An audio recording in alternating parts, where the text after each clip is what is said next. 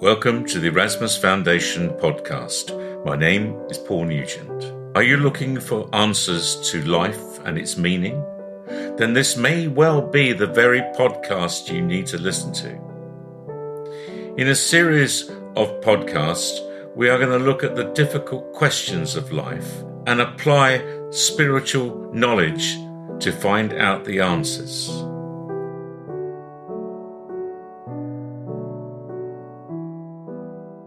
Hello. Today we are going to talk on the subject of diversity.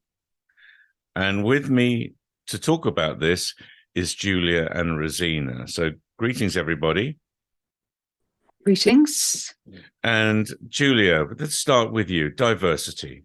Now, this was a subject that we've had in the pipeline for quite some time now. And I just wonder, what is your take on the subject? What do you feel about diversity? Well, I think diversity is very important. And I think diversity is what the great mind has created with every single living thing, whether it is human beings or the world around us. And I think it's important because of what we can learn. If we were all the same, if people were all the same or similar, what would be the purpose and the point of that? So to me, each person is an individual, is very unique.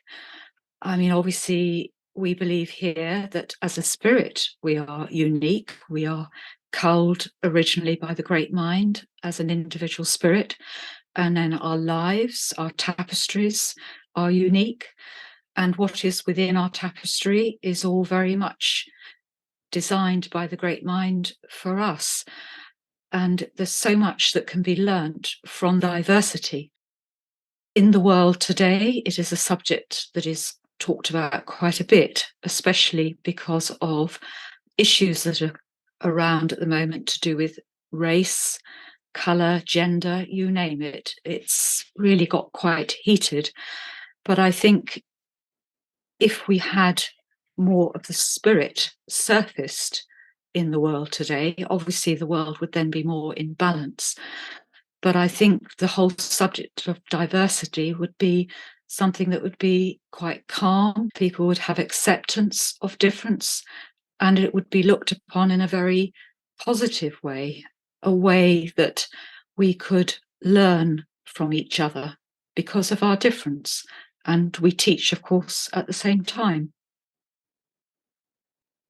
Thank you, Julia.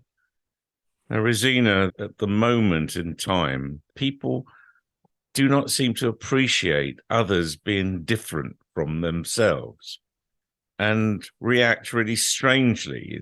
As Julia mentioned, the colour of the skin, whether someone is taller or smaller or has a different colour hair or whatever it is, or speaks differently or doesn't think in the same way as somebody else. You're different from me, therefore somehow I'm going to react in a negative way towards you.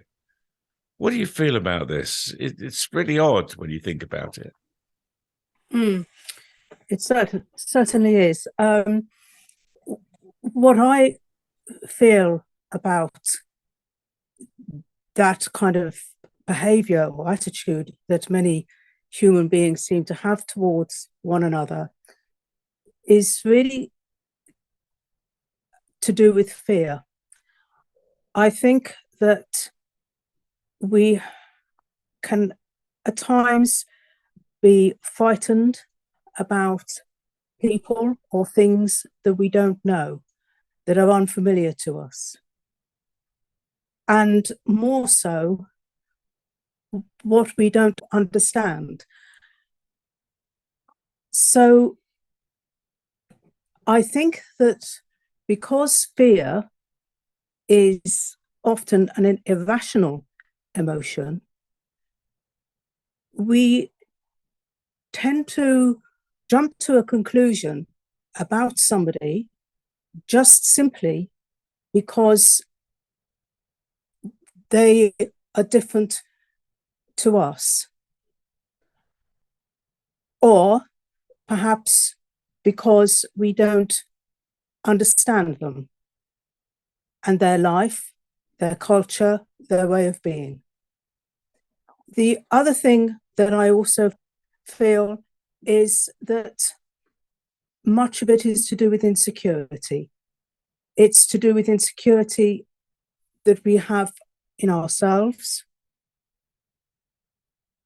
and perhaps we don't have a very high opinion about ourselves, and so we want to project this out onto someone or something else.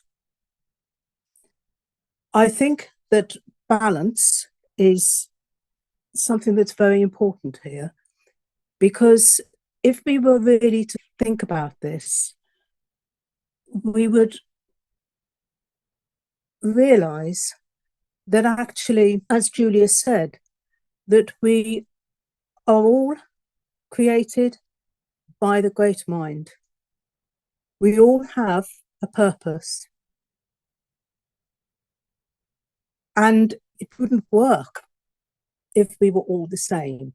It wouldn't work. Diversity is an essential thing for life. Take away diversity, and I don't think you have life. If we take a snow crystal, and we imagine the billions, the trillions and trillions and trillions of snow crystals there are, or snowflakes there are, and yet there are no two snowflakes that are the same. They're all different. They're all unique in their own way. And that's true of everything we see in nature. And the great mind made it so. Everything that is living is unique.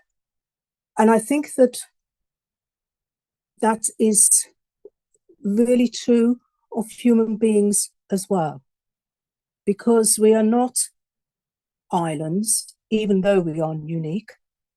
We have to be able to work together. And I think that what we are seeing in the world at the moment is the evidence of when that breaks down and that we are no longer able to work together. And you think about the wars that we fight, the destruction that is caused through people unable to come together and understand that we are all here, created by the great mind. We all have a purpose. And yes, we may be different,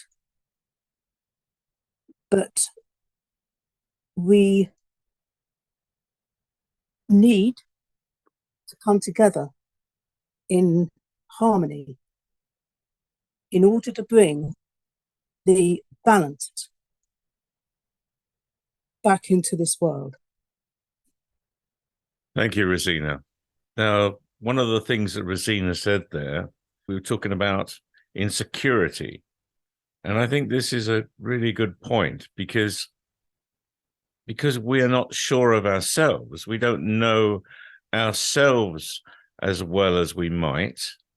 Then as soon as someone or something happens that's different from what we think it should be, we then begin to feel uncomfortable and start concerning ourselves with differences, rather than actually saying a difference is a good thing, is a positive thing, and something where we can learn from. How do you feel about that, Julia? Well, I absolutely agree. I agree with what you just said, and agree with what Rosina said about it. I think this is at the root of a lot of the problems with the subject of diversity at the moment. Insecurity. And why is that? Why are we insecure? And I believe it is much to do with our beginnings as children. We are not given the time and space to basically build up a strong foundation of good, true knowledge about us, so that we can then call on that strength to stand up for ourselves. And it releases any fear. If we don't build up that good foundation, then we could easily build up many insecurities, depending on how we are as an individual. You know, so often we hear young people are trying to be accepted, so they adapt and adopt ways of behavior, how they might look, what they feel they perhaps should do in order to belong, to feel they belong. And yet that's not giving them strength. How can it be if it is not really being true to themselves? So I think this insecurity is a key problem. And I think the only way to release ourselves from that insecurity is through truth. Very simply, each person looking at themselves, being completely honest with themselves, and unraveling all this stuff that we've built up that is not really true to how we feel we are, to how we feel we want what we want to do with our lives, and in effect our purpose. And that will certainly build up strength, and also I think we'll find a little bit more acceptance as well of ourselves and of others, if we feel more secure in how we are and what we feel we're here to do. So it is a matter of what we often talk about here is getting to know ourselves completely, which means spiritually as well as physically. And the best way is to do it as soon as possible at a young age, so that we don't have to try and unravel a whole load of stuff that we've gathered, which isn't really appropriate to us in this particular life. And I think that would make a much more secure world. It would mean that when we meet new people, we have a more open countenance, we're curious about them. It's all very positive, rather than meeting new people or new situations. And we might more naturally feel fearful and negative if we don't have that sort of basic understanding of ourselves and basic security. So the security of true knowledge releases us to being much more positive, much more generous with other people, and interested to learn about people, interested and curious about the diversity of the people that we meet, of the different cultures. I mean, I was thinking earlier about going back in history of when we went across to the United States hundreds of years ago, and we eventually clamped down and put aside the American Indians and all their culture and all their wisdom. Whereas if we'd have embraced them and were more curious and more generous, think what we could have learnt from them, and maybe they could have learnt something from us as well. And the same with the Aborigines in Australia. These are just two examples. I'm sure we could think of many. So really, I think we should look back in history as well and learn from our mistakes, and perhaps take it then to our world today and realise how we are treating people and how we are thinking and behaving, and what is that doing to the balance of our world, and as well to our own sense of value and true self-worth, because that has become suffocated through fear, insecurity, and a lack of simple, basic, true knowledge of ourselves as an individual. Thank you, Julia. Now, Rosina, let's talk about nature, shall we? Let's talk about the natural law. Let's talk about flora and fauna. And We look at the world around us. We've talked about people and the differences in culture, but look at the differences there are in the natural world. I mean, I'm just going to pick one thing. We look at trees. How many different types of trees are there? How many species of trees? And each tree species propagating in different ways and producing different fruits and different ways of creating itself. And to me, is a proof that nature is designed and not by sheer chance. How do you feel about that? Well, I feel a sense of wonderment about that in the same ways I'm sure you do as well, Paul. And I also think that nature needs that diversity in order to procreate and develop. And certainly we can see this in terms of genetic diversity. We know how important it is that the more diversity there is, the stronger the species will be. And I think this is why, at the moment, there is worry, because so many species are becoming weaker because their population is declining, and therefore the genetic diversity is reducing. So I think that this is particularly worrying in our world today. I think that the curiousness that Julia was talking about, the sense of wonderment about nature, is often lost for the reasons that Julia has very eloquently outlined. And I think that this is something which is a great shame. And one of the things that I noticed when I was a teacher is how much that children seem to not have that curiosity in nature. Some do, but there are many that don't. And that used to make me feel quite sad, because I always remember as a child that I was very curious about it, that I would ask questions about it. And I think that really, as Julia has said, that we need to get back to a more truthful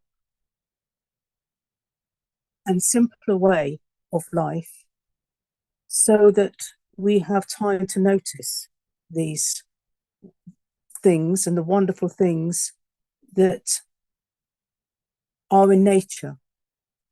And I think that perhaps if we were to live a little bit closer to nature, it would help us a lot.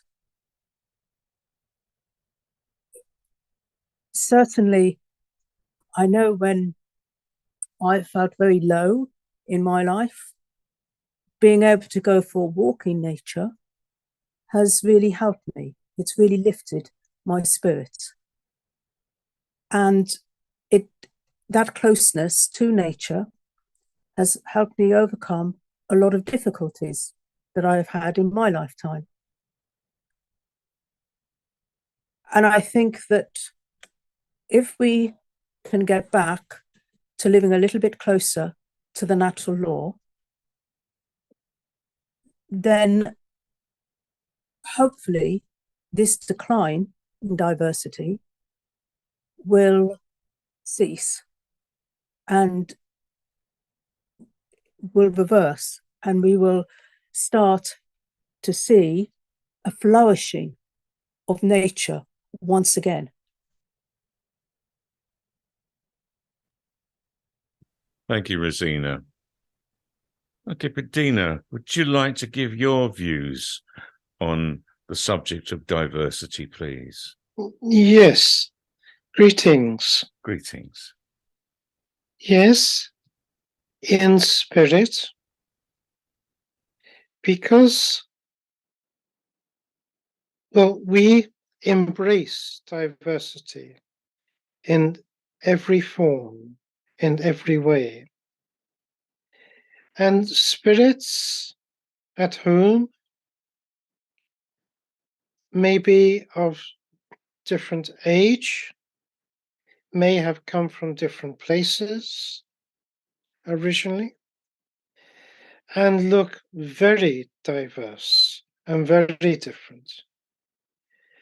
And we embrace this as a cause of interest, so that we are eager to learn about others, their knowledge, where they come from, what they have learned, how they might see a particular topic of discussion, and perhaps see it a little differently to others. This is how it is meant to be. When the great mind created the natural law a very long time ago, it is within the structure of the natural law that nothing living, nothing at all, can be exactly alike another. It is impossible. It is within the very structure of the natural law that this exists.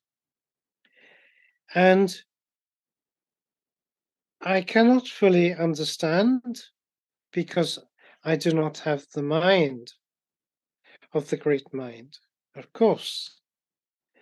But I sense an understanding that if there were ever two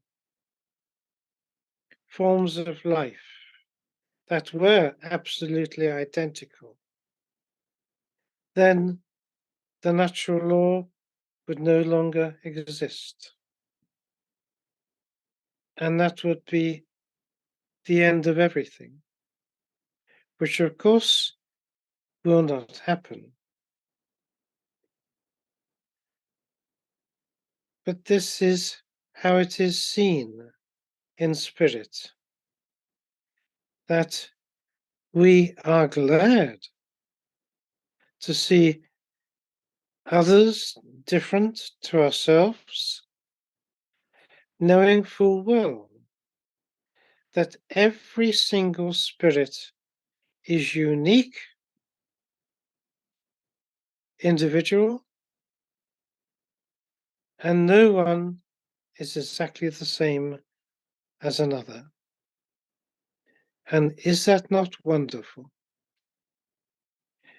And it is sad that it is taking mankind a long time still to have this simple appreciation that everyone is different and should be. The Erasmus Foundation is a spiritual teaching and healing foundation based in Laxfield, Suffolk, in the United Kingdom. We have a webpage, www.erasmus-foundation.org. If you would like to be a guest on our podcast, or indeed have further questions for us, then please contact me on paul@erasmus-foundation.org. and we'll do our best to accommodate you. Thank you very much for listening.